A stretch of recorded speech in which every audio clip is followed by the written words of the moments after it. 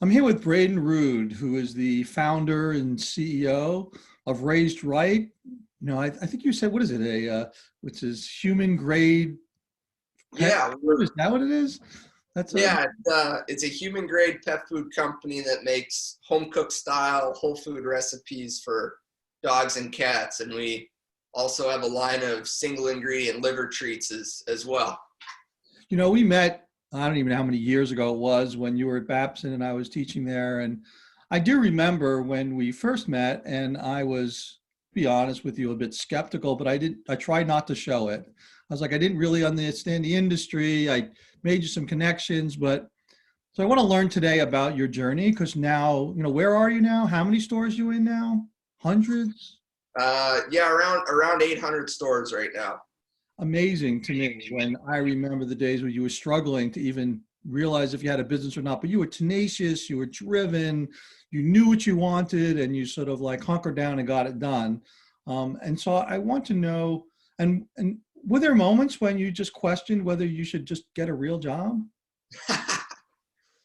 No, I always believed. I saw in the whole beginning when my mom started cooking for our pets because she didn't trust any of the food out there after the big contamination outbreak back in 2007 that resulted in thousands of dogs and cats becoming sick and dying. And seeing how friends and family and neighbors wanted my mom to start cooking for their pets too because they just didn't trust the food they were feeding their pets. I knew that there is a deep-rooted need for this. And there was a lot of challenges that we'll get into that we ran in along the way trying to make it happen, but I knew if we could get to market and build a supply chain that we could be successful. So, and can you give me some example of the types of people who have mentored you either officially or informally during your journey over the last few years? Like, what did that look like? And maybe some specific examples of conversations you have had or support you got. Yeah, fortunately for me, I went to Babson where I met you, and I was surrounded by so many amazing mentors, people that were entrepreneurs that are still entrepreneurs. And Babson does such a great job. It's easy to see why they've been ranked #1 in entrepreneurship for all these years. They have such an amazing support system, from not just the classroom being very hands-on, but also their accelerator they have there. And they have a variety of programs as well that are called outside of the classroom. And I really made it my mission to get out of the classroom as much as possible and to get involved into as many different things as I could to try and learn from as many people as I could and meet as many people as I could. And it's amazing how so many people went out of their way to help and expected nothing in return. I did say that I was skeptical, but I'm always not surprised, but I'm pleasantly thrilled when a past student of mine, who I didn't understand their business at all, and I just try to listen as much as I could, got from where they were to where they are through a lot of different things. But can you remember moments of people who mentored you or coached you in that moment? Babson in the early days when you were like, this is this idea I have, but I really have no idea where I'm going here. Yeah, I remember in the summer venture program that I met you in when I did the first round of interviews. I wasn't accepted. They said, we've accepted quite a few businesses at this point. There's only a couple spots open. We're going to have a final round of interviews in a month from now. And here's the things that if you can make them happen in this time frame, that you might have an opportunity to be a part of the summer venture program. And I remember Dr. Caroline Daniels, who is one of my professors in my LEAP program, which is the program in the Babson's MSCL program, where in the second semester for your capstone project for the whole semester, you can work on a business idea. Unfortunately, Raised Right was accepted to be worked on, and I had 3 classmates helping me with it. And you know, she kind of took me aside and she said, listen, you know, you got a month.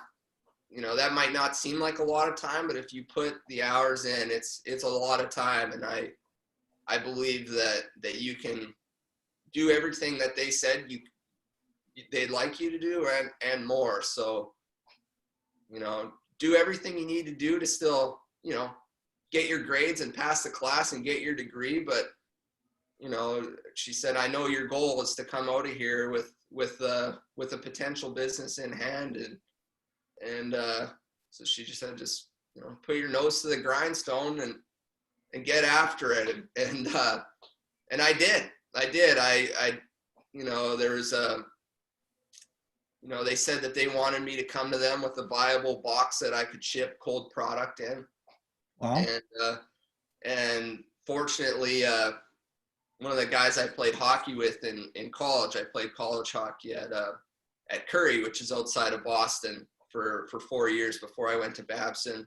His girlfriend's dad had a cold chain solutions company, and just out of the goodness of his heart, he worked with me, did a cold chain validation test study, and I went back in a month later with a proper box. I think the first one I went through, I wish I had a picture I could show you, but I think I went to a liquor store and I got one of those coolers that are those little styrofoam ones, and I slapped on a piece of paper with a logo, and that's what I walked in with in my first interview. So looking back, I'm not surprised that you were skeptical and everybody else was skeptical.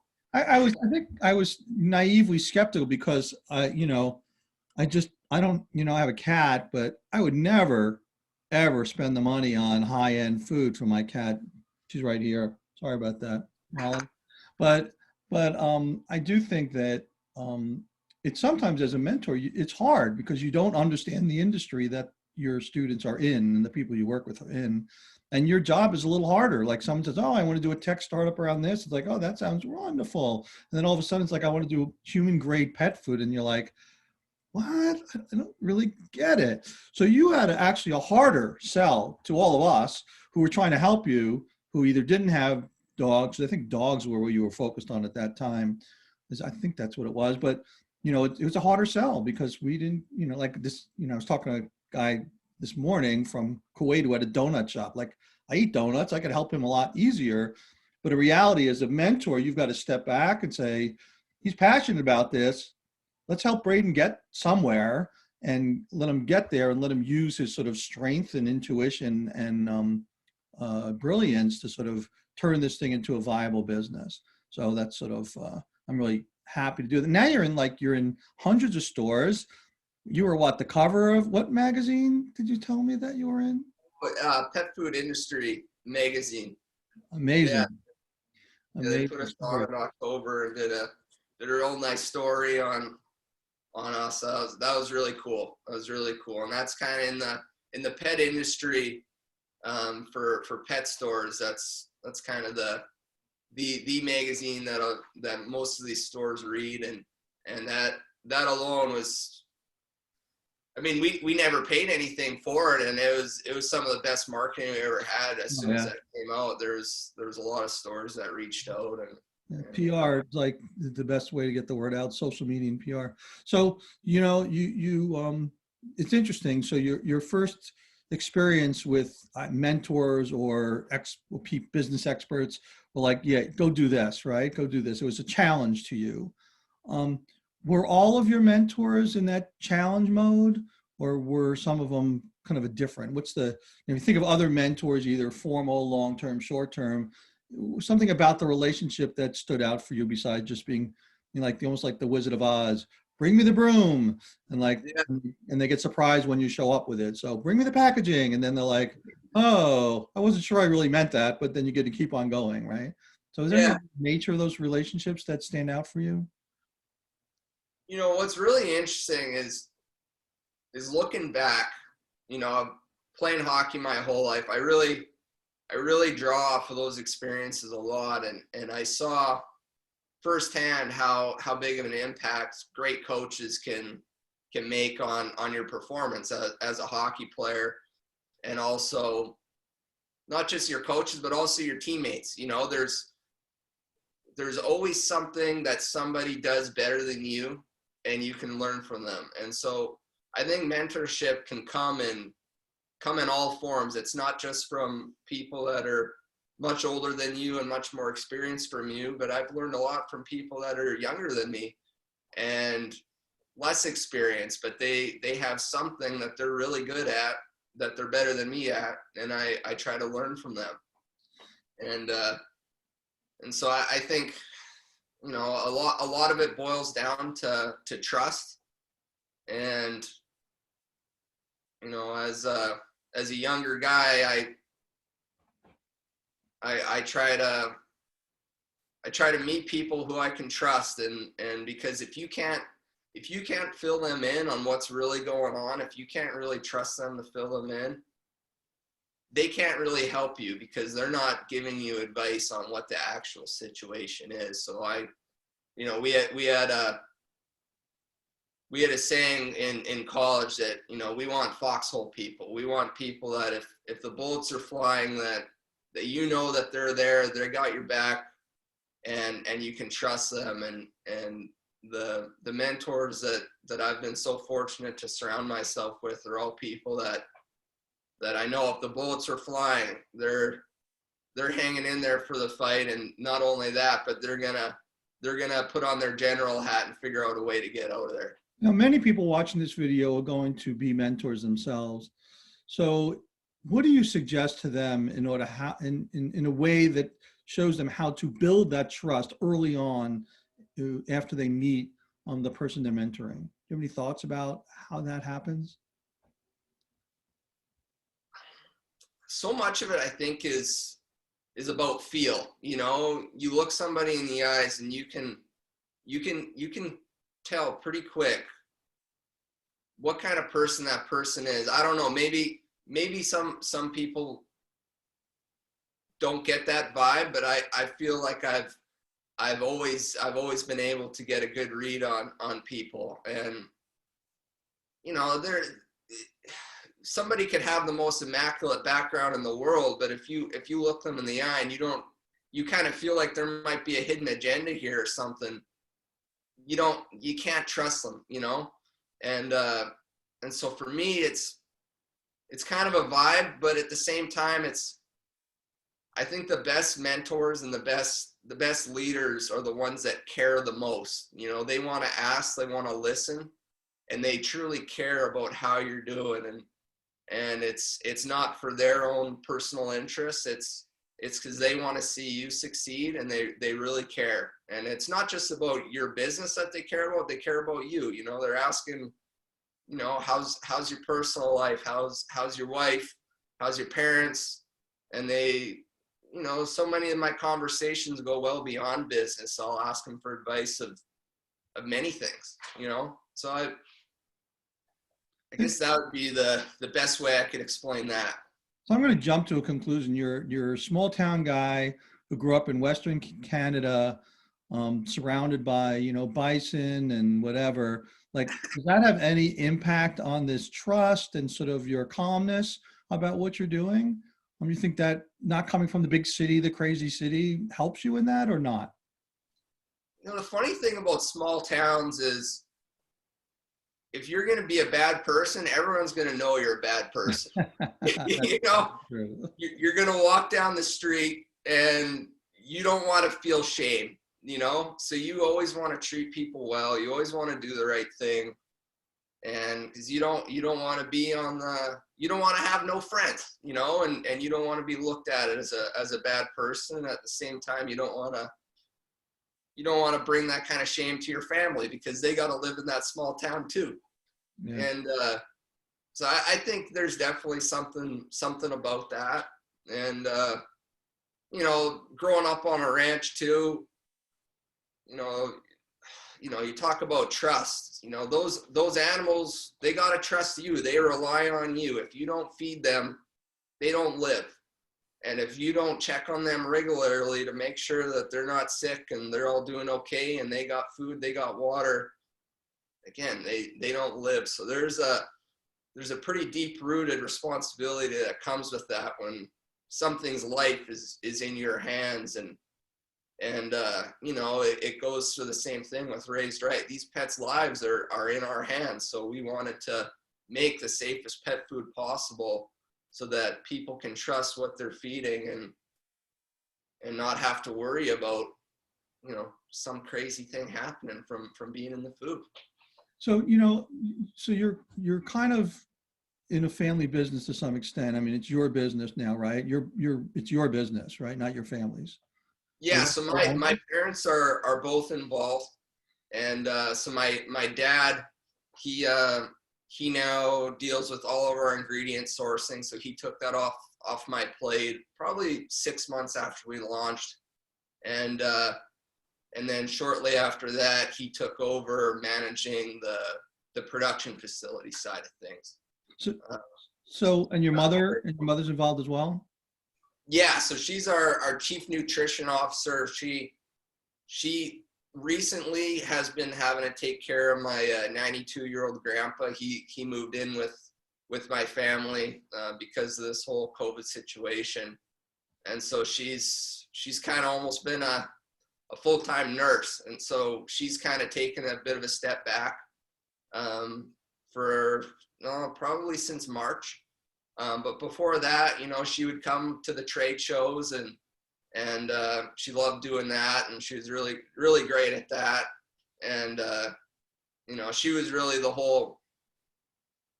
she was how the idea came to me, because she was cooking for our pets, and she was really the inspiration for all the time that she was taking to prepare food for our pets. And she was the one who reached out to the veterinarian we worked with to formulate our recipes, veterinarian Dr. Karen Becker, who's also been an amazing mentor of mine. She's an amazing person. If you look her up, Stephen, I think she has almost 2 million Facebook followers now. Wow.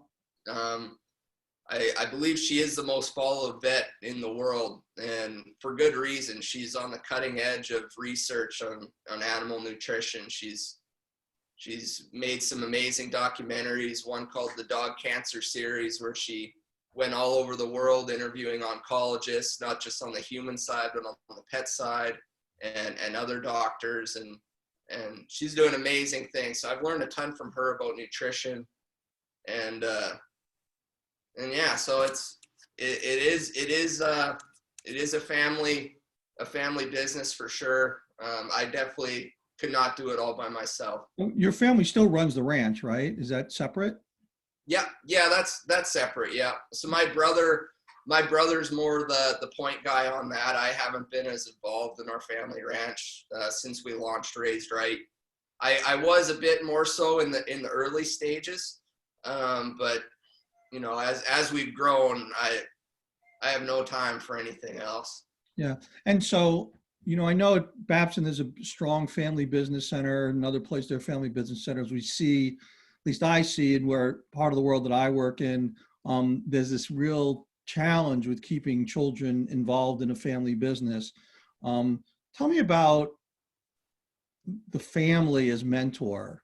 Like, is that different from a professor as mentor or an expert as a mentor? Like, is there something there about how they work with you in a way that does inspire you and doesn't say, come on, mom, I gotta do my job? Yeah, the family business dynamic is a funny one. It's I think any filter that you'd have in any other conversation in a family business relationship is out the window.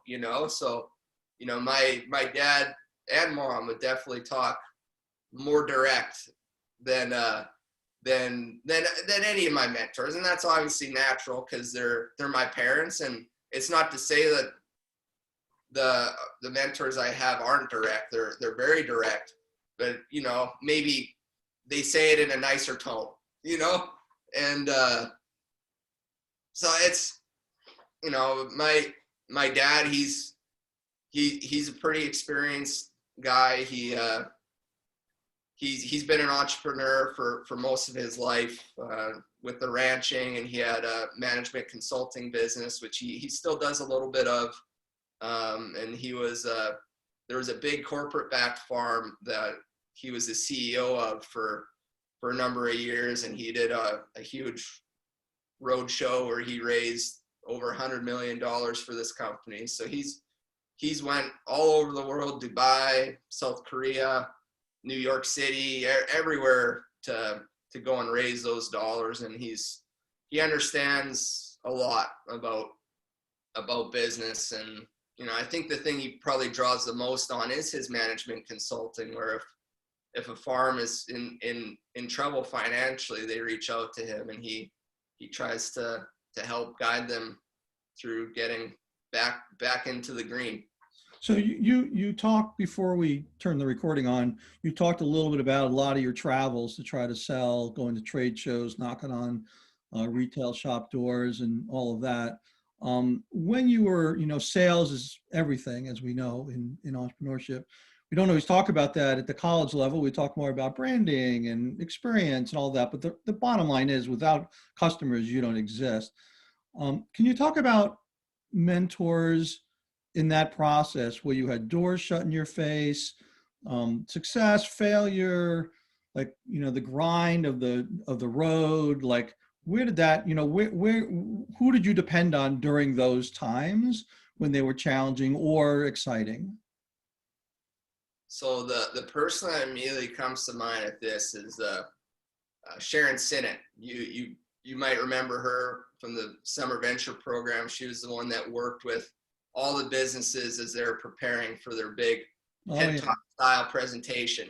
So she's Babson's director of public speech, and she really took me under her wing and worked with me. I went and saw her frequently as I was preparing for any pitches, presentations, but I still reach out to her about adapting our marketing messaging very, very regularly. And you know, she you know, at Curry, she also teaches there too. I took her class called the Art of Persuasion, and that's really what sales comes down to, is trying to persuade someone to believe in what you're doing. And how she goes about that is unlike anybody I've ever met. And I tell anybody that goes to Babson, book in with her every chance you get, and keep working on your messaging, but also the execution of how you say what you say really makes an impact too. And you know, that's probably the biggest thing. I know Warren Buffett, that's like his number one advice is learn how to public speak and how to sell. And that's really, like you said, that's everything. If you don't have customers, you don't have a business. Right. So, you know, what I'm seeing in you, compared to when we worked together at Babson, is this level of clarity and confidence, which I didn't always see in those days, right? So clearly you have built a sense of confidence in yourself and your business over the years. And were there mentors? Might have been her, might have been other people who helped you build that confidence so that you present in a much more strong, you know, you just feel better about who you are. I see that so remarkably different when you were in school. How did that happen? Well, thank you for that. I appreciate that. You know, I don't know. It was in the Summer Venture program. I kind of almost felt like the underdog coming in. You know, I was one of the last businesses picked, and I saw there's some, you know, businesses that were much further ahead. You know, I know like Hanson with ThinkBoard was already selling for years, and I think he announced he made his first $1 million that summer or something, and I was like, we are not even close to launching, let alone making our first mill. And so you know, a part of me felt like, you know what, you know,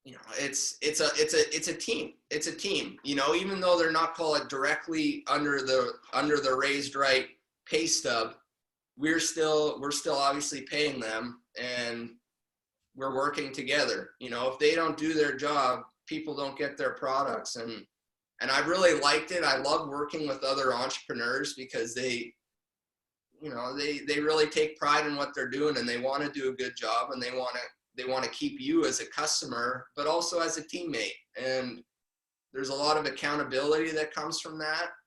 And there's a lot of trust that comes from that, because I trust that it's in their best interest for them to do a great job, because if they don't, you know, we're going to have to make changes. And that's the same thing in sports, you know, in competitive sports. If you're not doing your job, you're not going to be around that much longer. You know, I played junior hockey before I played college hockey, and how that works, it's basically the same thing as pro sports. You get signed, they own you, and they can cut you, they can trade you.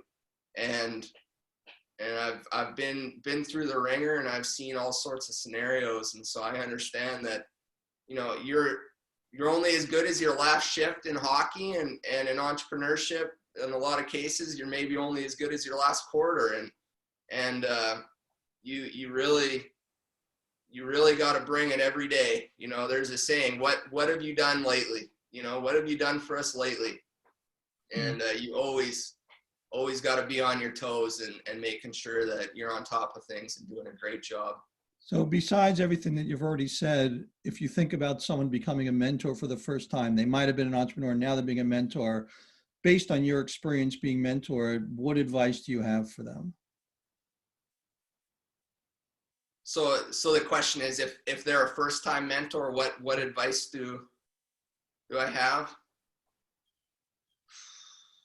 You know, I think try to spend more time asking questions and listening than speaking. You know, really try to understand the situation that the entrepreneur is in, that you're mentoring.